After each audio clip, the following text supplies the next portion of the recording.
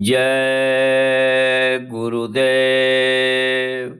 तीरथ गए सेक फल, संत मिले फल चार। सतगुरु मिले अनंत फल, कहे कबीर विचार। सतगुरु मिले अनंत फल, कहे कबीर विचार।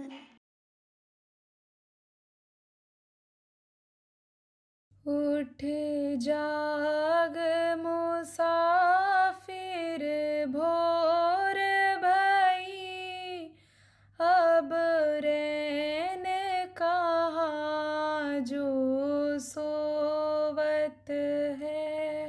उठ जाग मुसाफिर भोर भई, अब रैन कहाँ जो सोवत है। जो सोवत है सो खोवत है, जो जागत है सो पावत है। जो सोवत है सो खोवत है, जो जागत है सो पावत है। उठ नींद से अखियाँ खोल जरा, और अपने प्रभु से ध्यान लगा। उठ नींद से अखियाँ खोल जरा, और अपने प्रभु से ध्यान लगा। यह प्रीत करन की रीति नहीं, प्रभु जागत है तू सोवत है।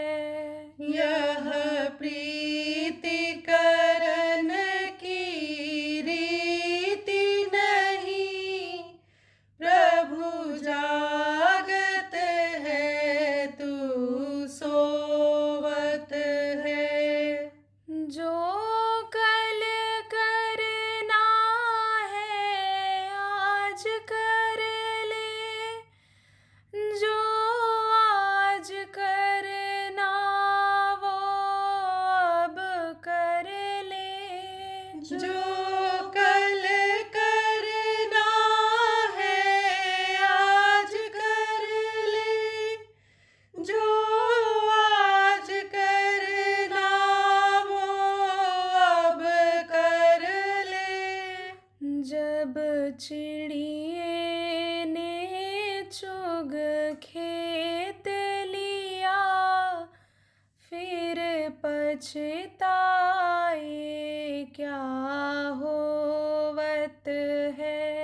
जब चिड़िए ने चुग खेत लिया, फिर पछताए क्या होवत है।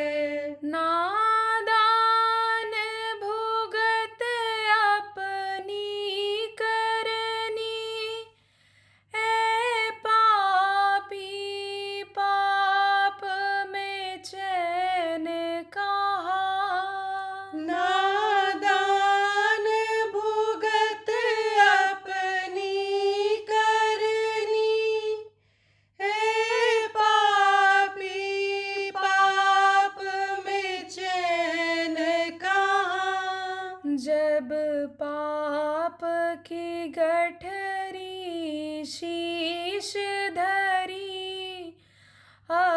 शीश पकड़ क्यों रोवत है। जब पाप की गठरी शीश धरी, अब शीश पकड़ क्यों रोवत है। उठ जाग मुसाफिर भोर भई, अब रैन कहाँ जो सोवत है। उठ जाग मुसाफिर भोर भई, अब रैन कहाँ जो सोवत है।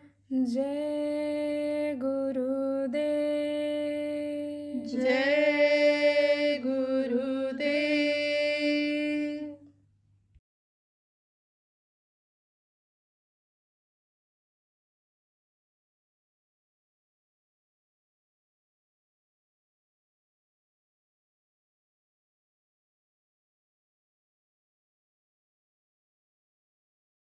तो यह समय निकला चला जा रहा, अवशिला काम से आप दूर हो गए हो। जिस काम के लिए मनुष्य शरीर मिला वो काम आप कर नहीं पा रहे हो, फंसे हुए हो, बंधन में बंधे हुए हो। जैसे ये गृहस्थी का बंधन है, पुत्र परिवार का बंधन है। जैसे आप समझो प्रेमियों कि यानी बिजनेस व्यापार नौकरी का बंधन है, मजदूरी करने का बंधन है, खेती करने का बंधन है। अगर नहीं करोगे खेती, अनाज कहाँ से मिलेगा? मजदूरी नहीं करोगे, मजदूरी कहाँ से, कैसे पेट पालोगे, कैसे खर्च निकलेगा आपका? तो ये बंधन में बंधे हो। ऐसे ही ये जीवात्मा बंधन में बंधी हुई है। अब आपको भगवान से मिलने के लिए रास्ता तो बताया कुछ लोगों ने कहा भाई यही जो मैं बताऊंगा यही भजन है, यही सब कुछ है, भगवान देखे नहीं जा सकते हैं, वो तो निराकार हैं, तुम ये कंठी बांध लो तो भगत हो जाओगे, तुम ये हवन करने लग जाओ, तीर्थों में जाने लग जाओ, परिक्रमा लगाने लग जाओ, भागवत सुनने लग जाओ, सत्यनारायण कथा सुनने लग जाओ, तुम भगत हो जाओगे भगवान के, भगवान खुश हो जाएंगे तुम्हारे ऊपर। तो यही वो भी करते हैं और यही आप भी करने लग गए, तो वो भी बंधे हैं और आपको भी बंधन में डाल दिया, आप भी बंधे हो। तो वो बंधन कैसे अंदर का छूटेगा कि जिसकी वजह से जीवात्मा ऊपर जा नहीं पाती है। तो कहा बंधे को बंधा मिले, कह भी छूट हो जाए, अब कर सेवा निर्बंध की, जो पल में ले छुड़ाए। निर्बंध किसको कहते हैं? जो बंधन में होते हुए भी निर्बंध रहते हैं, मनुष्य शरीर में रहते हुए भी लेकिन उस प्रभु से जुड़े हुए रहते हैं। उत्तर प्रदेश में हाथरस जिला है, और जो दक्षिणी बाबा कहलाते, कोई साहिब कहते थे, उन बचपन का नाम उनका श्यामराव था। बाद में आप समझो गोस्वामी जी महाराज उन्होंने रामायण लिखा, वही फिर समझो एक तरह से वही शक्ति फिर आई, इनमें आई, तब इनको लोग तुलसी साहब कहने लग गए। तो उन्होंने किताबें लिखी थी। उस समय पढ़े लिखे लोग कम होते थे, अब यह रिकॉर्डिंग नहीं थी जैसे ये हो रही है, आप कर रहे होंगे मोबाइल पर, यह भी नहीं था।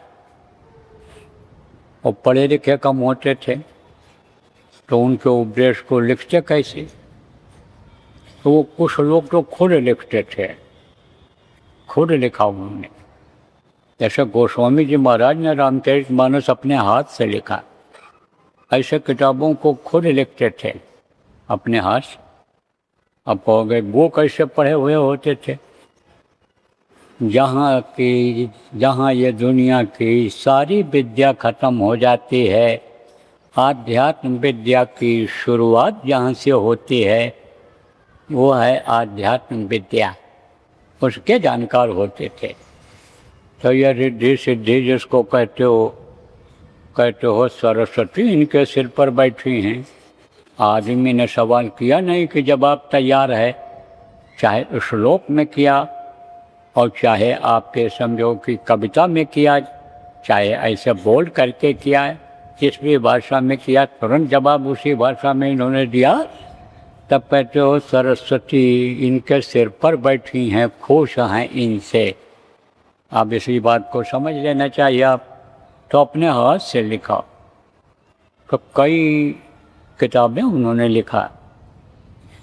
तब उन्होंने एक औरत थी, वो दक्षिणी बाबा जिनको कहते थे, उनसे बोली कि आपकी शब्दावली में लिखा है कि हूँ विदेह पर देह धराऊँ, यानी मैं तो विदेह हूँ लेकिन देह में हूँ विदेह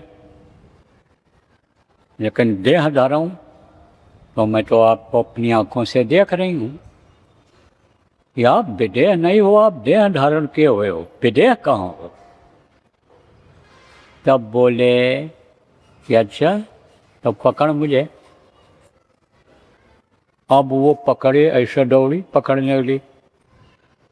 जितनी दूरी बनी रही दोनों के बात करनी, बराबर वही दूरी बनी रह गई।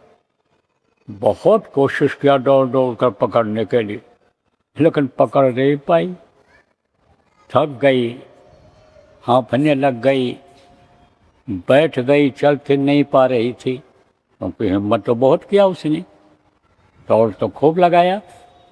उसने सोचा मेहनत का फल मिलेगा। अब मेहनत का फल निगेटिव भी मिलता है, पॉजिटिव जिसको इंग्लिश में कहते हो। सकारात्मक भी होता है, नकारात्मक भी होता है। देखो कोई बिजनेस व्यापार करता है, उसमें सफल भी हो जाता है, हाँ कोई फेल भी हो जाता है। तो ये दोनों चीज़ें यहीं पर बनी हुई हैं। जब अच्छी चीज़, सच्ची चीज़ के लिए अपनी योग्यता के अनुसार जब कोई नौकरी खोजता है, अच्छी चीज़ की इच्छा करता है, वो कर ले जाता है, तब तो इच्छा पूरी हो जाती है, नहीं तो निराश हो जाता है। जैसे मेरे जैसा बुढ़ा आदमी, कमज़ोर आदमी, और वो कहे कि हम हिमाचल पर चढ़ जाएंगे, फतेह करके आएंगे, झंडा लगा के आएंगे, तो हमको क्या मिलेगा? बीमारी मिलेगी, बैठ नहीं पाएंगे अगर थोड़ी दूर चढ़ जाएंगे। लेकिन इच्छा करता है जब आदमी और उसके लायक होता है, जैसे बहुत से लोग, यही लड़के कहते हैं नौजवान लोग, सरकारी नौकरी मिल जाए, सरकारी नौकरी मिल जाए, MBBS में आ जाऊं, IAS में पास हो जाऊं। पूछो नंबर कितना है तुम्हारा, कितना % नंबर है? 53%, 58%, 60%। अब आप सोचो कि 98-99% वालों को रात दिन जगना पड़ता है, पसीना बहाना पड़ता है, तब कहीं MBBS में सेलेक्ट हो पाते हैं, IAS PCS में आ पाते हैं। और ये 58-53-54% पर ये क्या मांग रहे हैं? आप समझो हम अफसर बन जाए, सरकारी नौकरी मिल जाए। अब सरकारी नौकरी है कितनी? अरे निकलेगी 200-400 निकलेगी, 1000, 2000, 10,000 निकलेगी सरकारी नौकरी पूरे भारत में। और बैठने वाले 1.5 करोड़ 2 करोड़ लोग तो कहाँ से मिलेगी? उसमें तो जिसका नंबर सबसे बढ़िया होगा, टॉप करेगा, वो लिया जाएगा। कि तुम लिख नहीं पाते हो, पढ़ नहीं पाते हो, तुम पढ़ने के टाइम पर तो घूमते रहे इधर उधर, गलत बच्चों के साथ पढ़ गए, उसी में फंसे रह गए। जैसे मैं बता रहा हूँ, इंद्रियों के भोग में फंसे रह गए, सोच लिया बस यही सुख है, इससे बड़ा और कोई सुख नहीं है, तो कहाँ से सरकारी नौकरी मिलेगी? तब फिर वो गई हार, जीत नहीं पाई। महात्माओं से कोई जीत पाता है? आप जो बराबर सत्संग सुनते रहते हो, आपको सुनाया गया था कबीर साहब का, जो पंडित का लड़का पढ़ कर के आया था, और फिर उन्हीं से अपने मत से कहा शास्त्रार्थ करने जा रहा हूँ, और शास्त्रार्थ करने के लिए मना किया उन्होंने, क्योंकि आती जाती थी, जानती थी संत हैं। गया, कहा हम शास्त्रार्थ करेंगे आपसे। बोले भाई मैं तो शास्त्रार्थ तो जानता नहीं हूँ, आप तो विद्वान हो, पढ़ लिख करके आए हो, आप तो हम आपसे क्या शास्त्रार्थ करें। तब उसने कहा कबीर साहब से कि अब आप लिख कर हमको दो कि हम हारे और ये जीता। बोले भाई मसी कागज छुओ नहीं, कलम गही नहीं हाथ। हम तो अपने हाथ में कलम भी नहीं लिए और स्याही भी हम नहीं देखे कैसी होती है, हम आपको क्या लिख कर दें। लिख लो और लाओ, हम उस पर दस्तखत कर देते हैं। तो लिखा उसने कि मैं हारा और ये जीते, दस्तखत करा लिया। अब जब ले गया वहाँ, माँ को दिखाया तो माँ लिखा लाया, देखो। और माँ तो पढ़े नहीं, शंका तो उसको हुई कि संतों का मुकाबला करके कैसे जीत करा पाएगा। इसका ज्ञान तो थोथा ज्ञान है, ये ज्ञान दुनिया का ज्ञान यहीं ख़त्म हो जाता है। इस ज्ञान से वो प्रभु नहीं मिलता। इस ज्ञान से ये मिट्टी यानी जो है, जो चीज़ें होती हैं, उसको ये सोना समझता है जो ज्ञान लेकर आया है। तो वो जो सोना को मिट्टी समझते हैं, वो जो माया को, रुपया पैसा को मिट्टी समझते हैं, वो जो औरतों को काठ और समझो कि पत्थर समझते हैं, उनको ये कैसे जीत पाया। तब कहा बेटा पढ़ दे, क्या लिखा है। तब उसने पढ़ा तो देखा, कहा मैं जीता या हारा। और कहा ये तो माँ उल्टा हो गया। तब कहा उल्टा तो हो ही जाएगा, उल्टा काम करोगे जब। अरे कहा माँ मैंने ही तो लिखा था कि मैं जीता, मैं हारा ये जीता, उनकी तरफ से देखो दस्तखत किया हुआ, मैं दिखा रहा हूँ आपको, दस्तखत करा के लाया हूँ, फिर जाता हूँ। अरे कहा बेकार में न दौड़। तो कहा नहीं माँ आशीर्वाद दो आप, मैं तो जाऊँगा ही। बोला ऐसे आशीर्वाद नहीं मिलता है, जो देखो वो आता आशीर्वाद मांगता है। जय गुरुदेव। परम संत बाबा उमाकांत जी महाराज के आगामी कार्यक्रम की सूचना के पश्चात सत्संग पुनः प्रसारित होगा। जय गुरुदेव। गुरु पूर्णिमा 2026। पांचों तरह के जाल कटेंगे, पांचों प्रबल भूत हटेंगे, मुर्शिद अपने रहम करेंगे, रूहानी धन से माला माल करेंगे। गुरु पूर्णिमा 2026 में आओ, मन वांछित फल लेकर जाओ। कार्यक्रम 27 व 28 जुलाई 2026 प्रातः व सायंकाल 5 बजे से। पूजन एवं सत्संग 29 जुलाई 2026 प्रातः 5 बजे से। निकट बाबा उमाकांत जी महाराज आश्रम, टोल से 500 मीटर पहले, ठीकरिया, अजमेर रोड, जयपुर, राजस्थान। संपर्क नंबर 7023704540 व 8005754896। जय गुरुदेव। कल भी एक आई, कौन आई, जज थी पहले, और वो पंजाब की थी और इलेक्शन भी लड़ी थी, हार गई थी 7-8 हज़ार वोट से। तो वो भी आई थी, तो वो भी आशीर्वाद मांग रही थी। अरे हमने कहा किस चीज़ से आशीर्वाद मांगती हो। बोली चुनाव में हम लड़ेंगे, चुनाव में खड़े होंगे।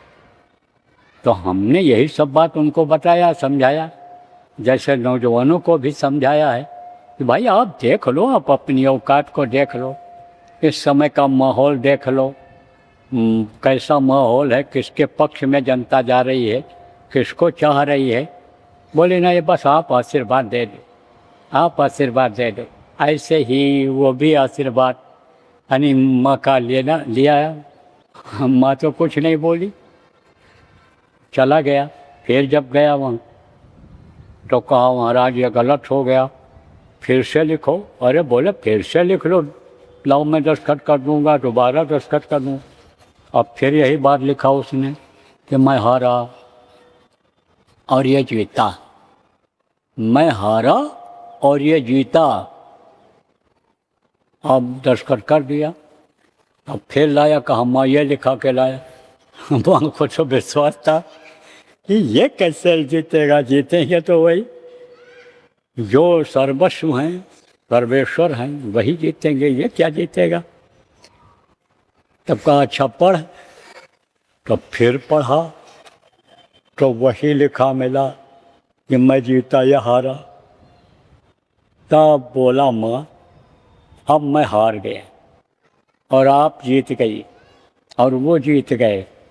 संतों की महिमा अनंत, अनंत किया उपकार, लोचन अनंत उघाड़िया, अनंत दिखावन हार। जब अनंत दिखाने वाले मिलते हैं तब वो बंधन से मुक्त कराते हैं।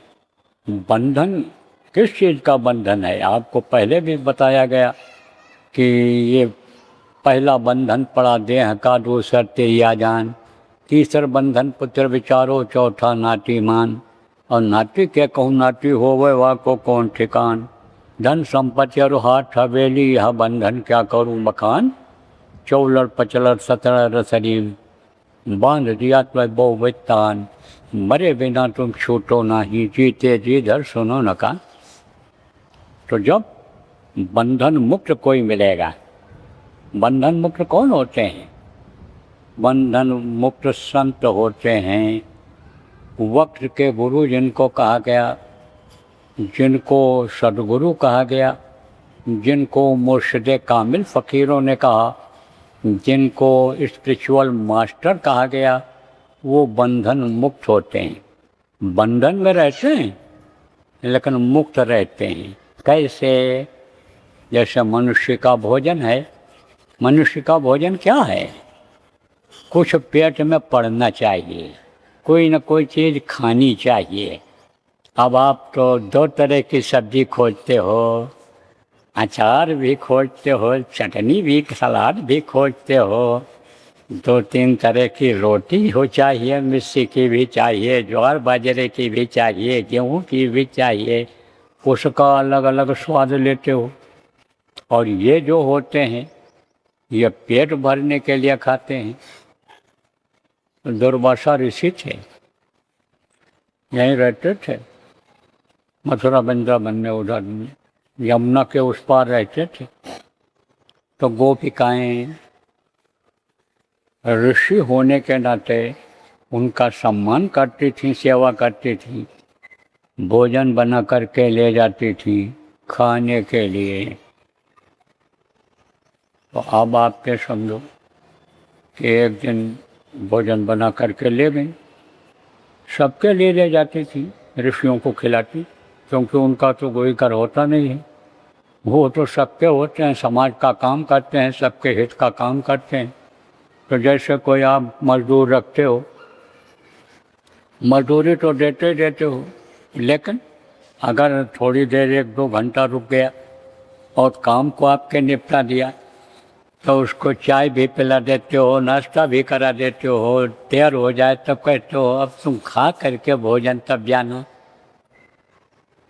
तो ये गृहस्थ तो अपना धर्म समझता है। आप तो स्वार्थ में समझते हो, स्वार्थ में करते हो, लेकिन ऐसे गृहस्थ का ये धर्म बनता है कि भूखे को रोटी खिलाओ, प्यासे को पानी पिलाओ।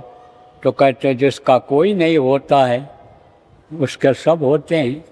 गुरु महाराज कहा करते थे कि मेरे अपना बच्चा कोई नहीं है, लेकिन तरह तरह से लोग उनको मानते थे, करते थे, कहते थे, क्योंकि सबके लिए वो काम करते थे, जनहित के लिए काम करते थे। तो वो सबको खिलाती थी। तो एक दिन गोपिकाएं ले गईं, तो नदी में बरसात का मौसम था, तो बरसात के मौसम में पानी बढ़ने लगा। तो पहले सूखा रहता था तो पानी में से ऐसे चली जाती थी गोपिकाएं, ज़्यादा ज़्यादा घुटना तक पानी रहता था। तो उस दिन कहा गोपी ने, वो ले गई थी भोजन, कि महाराज जी अब मैं सेवा नहीं कर पाऊंगी, लगता है अब मैं भोजन नहीं ला पाऊंगी। क्यों? क्योंकि पानी बढ़ रहा है और मैं आ नहीं पाऊंगी। तब बोले कि तुझको मैं एक सूत्र बता देता हूँ, एक नाम बता देता हूँ, वही बोलती हुई तू चली जाना, और वहाँ जब पहुँचना तब तू कहना यमुना मैया हमको रास्ता दे। तब वो उधर से आई और बोली तो रास्ता मिल गया, चली आई ऐसे पानी में से जैसे पहले आती थी। फिर वो बता दिए थे कि जब उधर से आना तब यही बोल देना। तब फिर तैयार किया बढ़िया भोजन कई तरह का, जैसे किसी को बुलाते हो भोजन खिलाने के लिए तो घर में चाहे सूखा रूखा खाओ, उस दिन अच्छा बनाते हो, ऐसे ही अच्छा बनाया और बना करके गई। तो बोली कि यमुना मैया रास्ता दे दो, दुर्वासा ऋषि के लिए भोजन लेकर जा रही हूँ। मिल गया रास्ता, चली गई, खिला दिया। जब चलने को हुआ तब फिर बोली महाराज आज कैसे रास्ता मिलेगा। तब उन्होंने कहा आज तू ये बोलना कि दुर्वासा अपने ज़िंदगी में अगर ज़िंदगी भर दूब ही खाए हों जब से संकल्प उन्होंने बनाया है, तो यमुना मैया मुझे रास्ता दे दो। तब उसको हो गई शंका कि इतने तरह का भोजन और ये गटकते चले जा रहे हैं, खाते चले जा रहे हैं। मैं देख रही हूँ अपनी आँखों से कि इतने तरह का भोजन और ये इनके ही मुंह में जा रहा है और चबा चबा करके खा रहे हैं। तब ये यमुना क्या नहीं देख रही हैं, जब वो मैया हैं, देवता हैं, ये खुद कहते हैं मैया उनको, तो क्या वो नहीं देख रही हैं कि ये खा रहे हैं, कैसे रास्ता मिलेगा। तो जब शंका हो जाए तो उसका समाधान कर लेना चाहिए, और समाधान जब हो जाता है बातों को जब कोई सुनता है तो बहुत से लोगों की शंकाएं निकल जाती।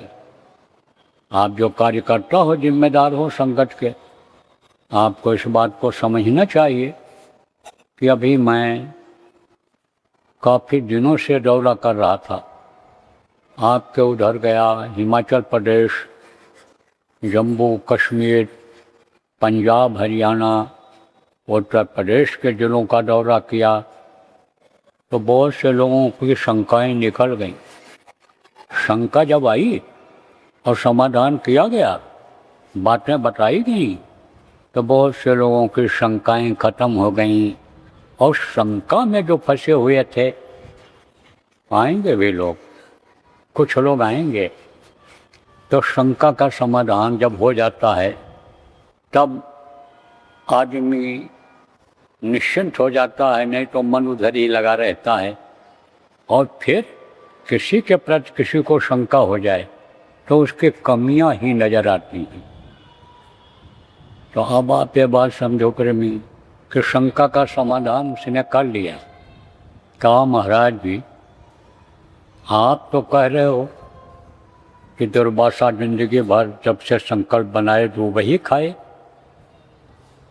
और अभी आप भोजन खाए हो। अरे बोले बच्ची,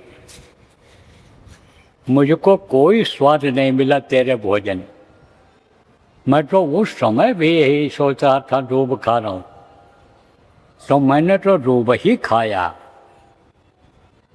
तो अब आप इस बात को समझो कि आप उसका स्वाद लेते हो और न मिले वो चीज़ जिसके लिए दिन रात दौड़ते रहते हो, प्रभु को भूल रहे हो, गुरु को भूल रहे हो,